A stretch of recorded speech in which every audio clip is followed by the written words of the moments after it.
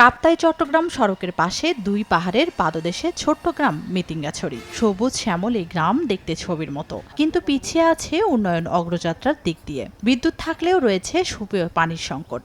দৈনিক ব্যবহারের পানির জন্য এখনও নির্ভর করতে হয় ঝিরি ঝর্ণার উপর।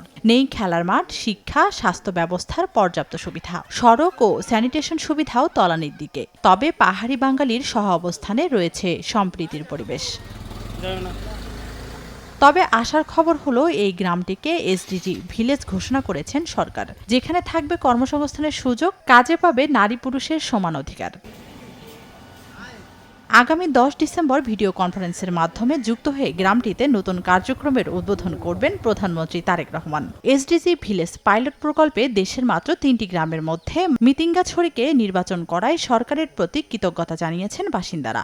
আমাদের এই মিতিঙ্গাছড়ি গ্রামে স্কুল বা প্রাইমারি স্কুল নেই। আমাদের এলাকায় পানির সংকট আছে, রাস্তার অবস্থা খুবই খারাপ। আমার কাছে মনে হয় এটা খুব ভালো একটা অপরচুনিটি যে আমাদের গ্রামটা আসলে সিলেক্টেড হয়েছে। ফ্যাক্টরি একটা করে দিলে আমরা চাকরি বাকরি, ছেলে মেয়েরা মানে সুযোগ সুবিধা পাবো। প্রধানমন্ত্রীর হাত ধরে যদি আমাদের এলাকাটা উন্নয়ন হয়, গরিব অসহায় মানুষের উপকার হয়, সেটা আমিও ধন্যবাদ জানাই। এই পাইলট প্রকল্পের মতো এই রাঙ্গামাটি বা এই পার্বত্য চট্টগ্রামের সকল গ্রামগুলো যেন উন্নতভাবে নির্মাণ হয়। স্থানীয়দের সব সমস্যা চিহ্নিত করে সমন্বিত পরিকল্পনা গ্রহণ করে সরকারের সব সুবিধা প্রদান করে মিতিঙ্গাছড়িকে আত্মনির্ভরশীল গ্রাম হিসাবে গড়ে তুলতেই এই প্রকল্প।